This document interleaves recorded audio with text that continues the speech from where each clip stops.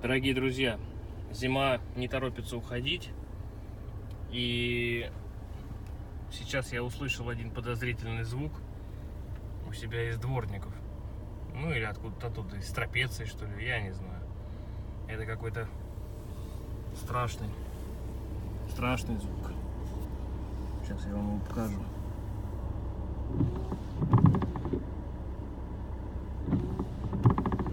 Вот, слышите? Такой. Когда дворник опускается, что-то идет не так. Вот всю зиму его не было,